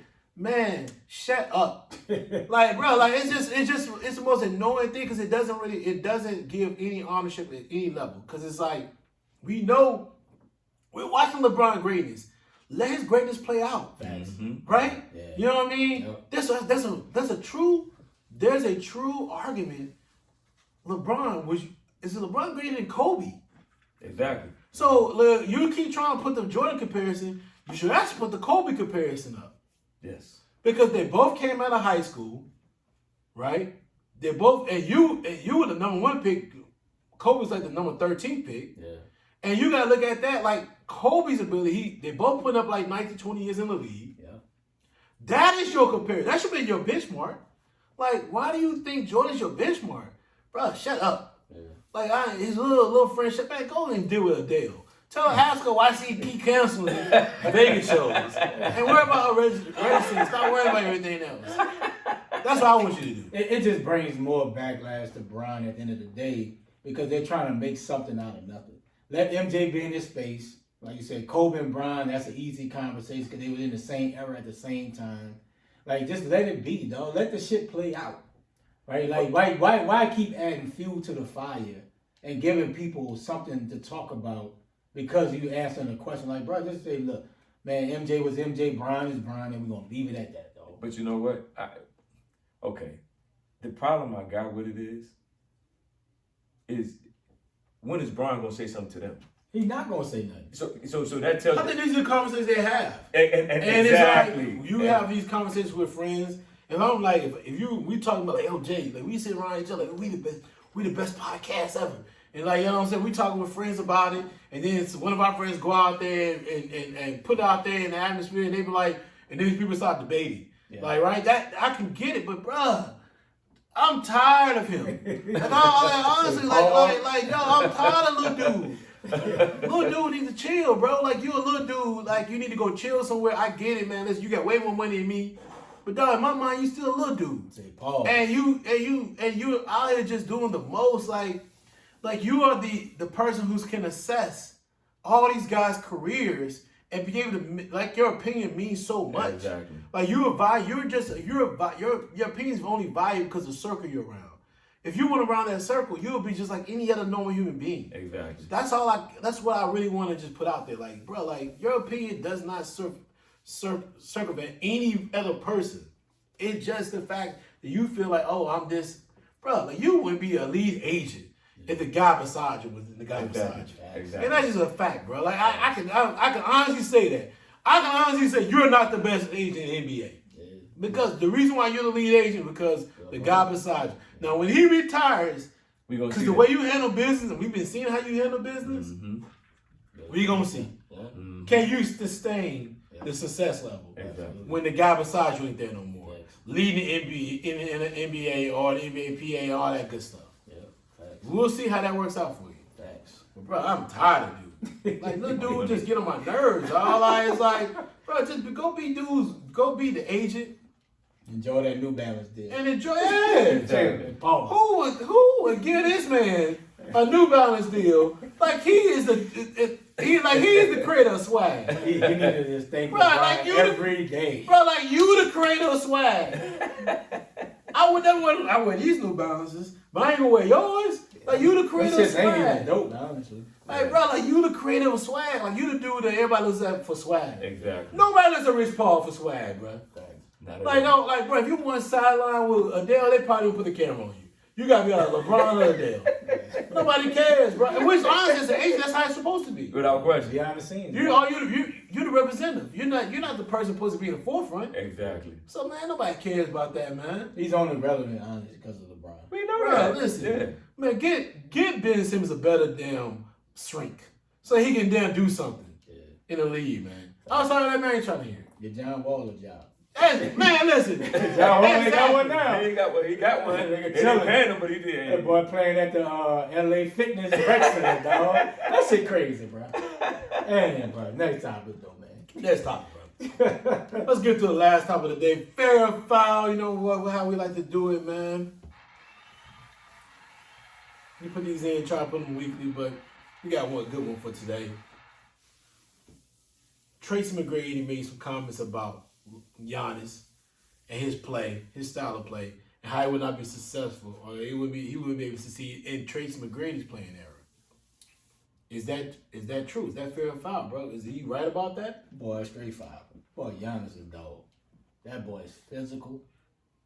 That boy he gets downhill. You show like he worked on his game. And he powering through any of the power forwards outside of Karl Malone. He's stronger than Timmy. He's quicker than Tim Duncan. Rasheed wouldn't be able to do nothing with him. Giannis can play in any era, bro. He's just too fast, too powerful, too energetic than any of the power forwards. Even small forwards, shit, he'll dominate them too. He'll put them on the block and go to work. Foul. Tracy McGrady needs to stop. He's just like these old players that's living in their era talking about these young cats cannot play because of the physicality. That's the only reason he's making a statement, right? It ain't like Tracy McGrady played in the Jordan era where fucking the Pistons was and the Celtics was and the Boston was clotheslining people. Exactly. Bro, your era was not that hard either. Exactly. Bro, straight foul. Man, Giannis can play in anybody's era just because his physicality, his energy, his length, his rebounding ability. He can score the basketball. He get downhill. Man, straight foul, man. Tracy McGrady need to go head on with that shit, man. Man, first of all, he gets the same thing Rich Paul get too. Bro, Stop it. Bro, he can get Bro, stop it. Yeah. Bro, Tracy bro, McGrady stop. go, Hey, listen, he need to get a brush stop it. First of all, Tracy McGrady's best years between 2000 and 2007. That was his best years. His last couple of years in Orlando, he averaged 20 plus, and then what he averaged in Houston like over 20 plus. This is the thing. Giannis can handle the ball. That's number one. Now I know everybody gonna say, "Oh, you don't have a consistent jump shot, whatever." But the guy's energetic. He has length. He can rebound. He can do other things outside of shooting a jump shot. Now he's worked on it. But the guy is a basketball player. And for Tracy McGrady to make that statement, it's just dumb, bro.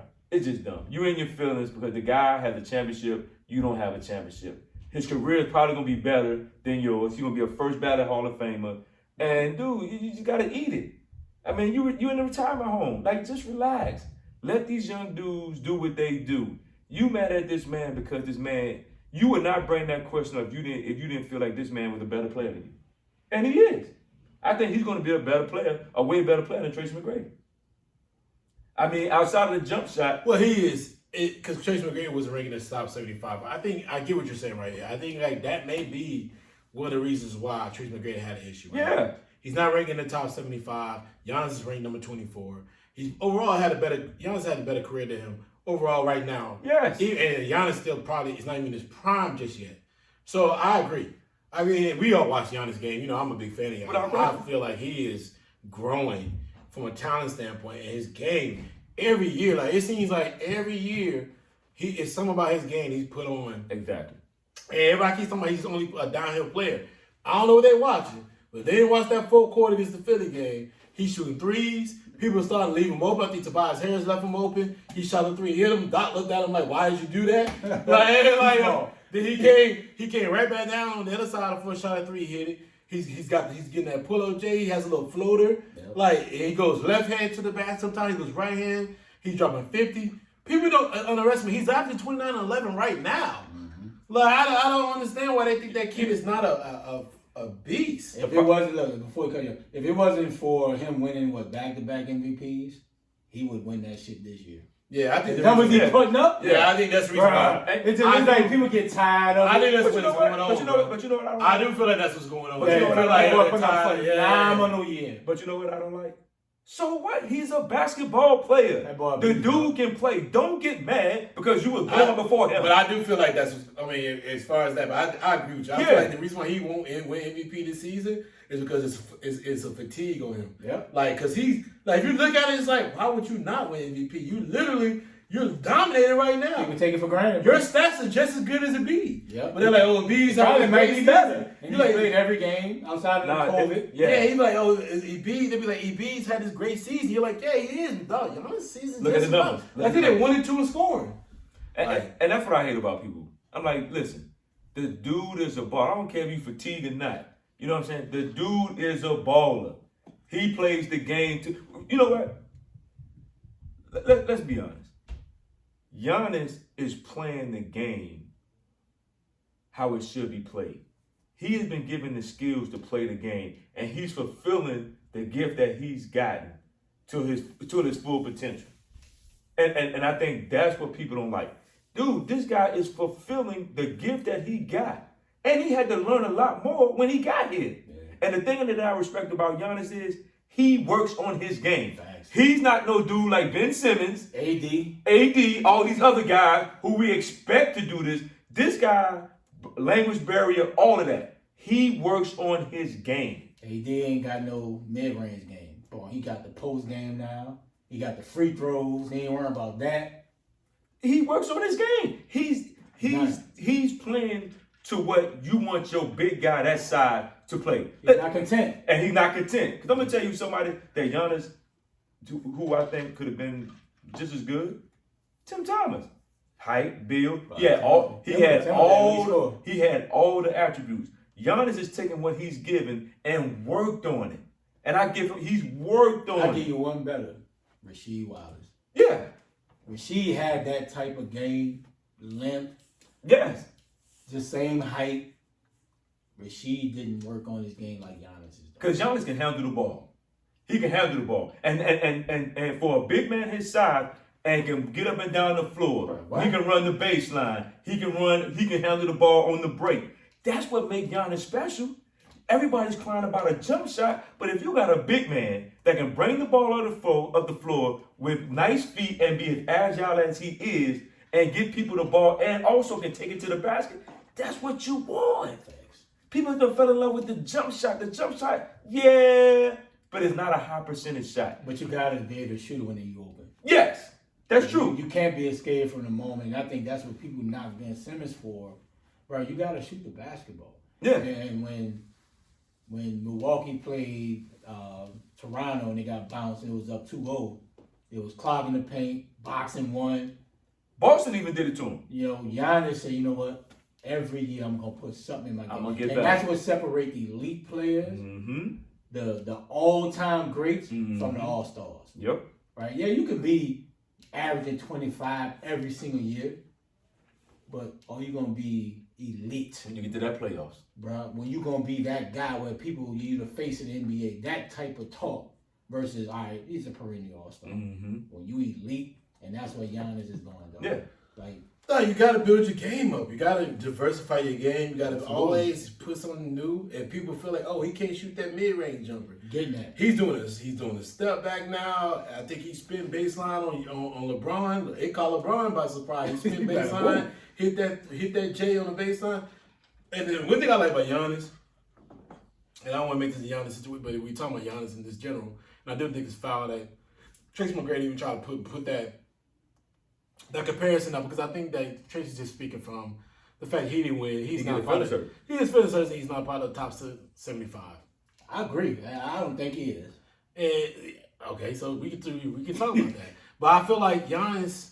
I think the thing people don't like about Giannis is that he's not American. And they see the work he's putting in, but they don't want. He's not the typical American player. He likes to put that work in on his own time, his own merit. He's not around everybody, shucking and jiving and being buddy and pals. He focuses on that. And the only thing you really see him with is his brothers. And outside of that, you don't see him with anybody else. So he works on his game, and they're like, oh, does he really work on his game? Then you go watch him play. You like, everybody say he only goes downhill. Oh, how is he averaging almost 30 a game then? Like, because he can't be so physically dominant to everybody. Exactly. Like, somebody has to say, okay, we can. Dog, you as an American player, you play basketball year in, year out. So you telling me he's just so dominant to you as a physical standpoint? You don't have the same gym, the same workout. You don't have the same body. I mean, you can't go in. I mean, both. First of all, I'm not understanding. People don't understand this. Giannis and Embiid are both from Africa. And Embiid and Giannis don't look the same. Their physical makeup ain't the same. Exactly. So I don't know what you mean by saying like he's just this physical specimen logic. Like where he's from is the logic of it. Like they both are from Africa. And Embiid and Giannis don't physically, they're not built the same, but they're both effective. Facts. So the point is, man, come on, man, cut it out, bro. Tracy. I got this foul, bro. Yeah, Tracy to me is like when he made the Hall of Fame. I'm like, how? Like first ballot? I mean, outside the years when he went to Orlando and a couple years in Houston, Because he didn't go to college. Like, Nah, he went to Toronto. He on average 7 points. No, he was on the bench. Like, Yeah. Like he had like maybe a 5-year span where he was a elite scorer. Nah, it was 2000. He never won in the playoffs. He never did nothing. Like honestly, I truly when he made the Hall of Fame over like Chris Webber. I'm like, how? The 7 years. Like, bro, like how? He had a 7-year stretch. He had a 7-year stretch He from just 2000 to always 2007. as a scorer. That's it. Yeah. And a high riser. Yeah. He ain't done nothing in the playoffs. Ain't bring Orlando and Houston nowhere. Man, Tracy Red, man, kick rocks, man.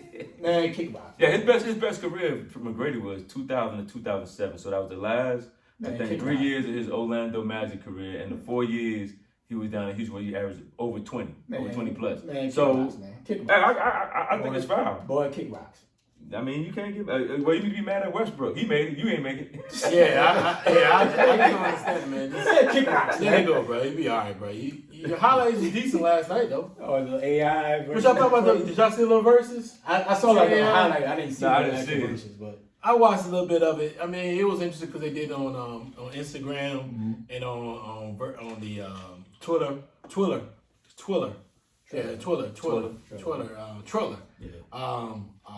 Broadcast. I think that's what he did on maybe BR Bleacher Report too.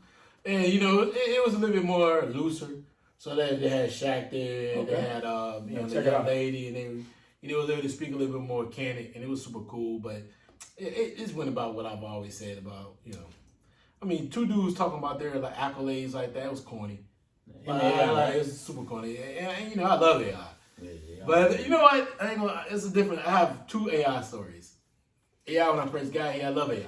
I saw him first time I saw AI play. Was at the Cap Center. old school. Out there, way out there, in Largo. Yeah, Lando. Yeah. Is that Lando. Is it Landover? Yeah. Okay, it is Landover. Yeah. And I saw him out there at Georgetown against somebody. And they switched that. And that's who used to play the Bullets. Mm-hmm. That's the Bullies. People don't know that's what the Bullies used to play. Yep. But they put the MCI out there. Right over 202. Yeah. When they put the MCI, Yep. folks, before they made the MCI Center, when the MCI Center ended up being the Verizon Center, and then ultimately is now Capital One Arena. They played out here in Landover, way outside the city, Yep. and that was the first arena where the Bullets played at.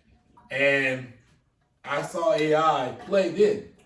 So him, AI, Victor Page, Jerome Williams, Junkyard Dog, Jaheim, I think it's Jaheim White or Jahadi White. Jahadi White. All those guys, man, I'm a big fan because I watched them play. And I remember when I always tell people at Georgetown they lost to UMass. I almost cried when they lost to UMass in the NCAA tournament. But going back to that, I'm a big AI fan, so I had to watch it just to check out AI. Yeah. And I didn't understand the parallels, but it was okay though. It was okay. I just feel maybe it's not great for TV, maybe more of a production, like they orchestrated production where you have people there, they walk through it. It's not like a live show. I mean, it's not. Versus is a live. You need musicians for that. Like these athletes talking about their old So they talking, they did highlights. No, they did highlights, but they just talked about them too. That's corny. Yeah, I wasn't a big fan of that, man. It was a little much. Yeah, they doing. It was a little much. They doing too much with that. I know it's All-Star Weekend. They trying to relive. You know, greats in there. And it's in Cleveland, so there's nothing else going on. Facts. As we know. Facts. We know that we've been there. There's nothing else going on in Cleveland, man. But Facts. all right, fellas, man, that was our last topic for the day. Yes, sir. Let's get our final thought. D Springs, man, give you a final thought before we Oh go. man, great show, man. We got some new stuff coming along. We're working on some new things. So keep rocking with us. We're gonna be in the building. Yeah, man, it was great, man. You know, one thing, bro, you never be content with what success you have. You gotta keep grinding, you know, keep working. And that's what we doing, man. You know, we out here, man. Just keep following us, keep staying close. We thank everybody for the support that they have, you know, given us. And we got some things in the works, man. All right, bro. It's nothing I need to say after that, bro. Let's take us out of here, man. Everybody take care. Enjoy your day. Yes, sir. We out of here.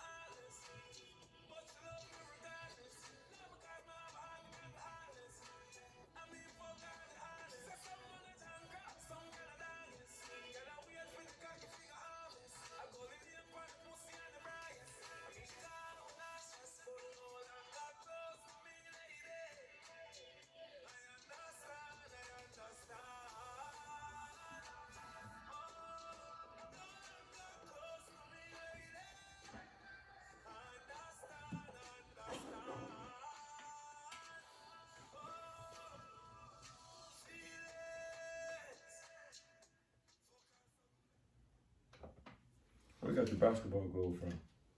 Shit, boy, probably Amazon, dog. It's Amazon everything.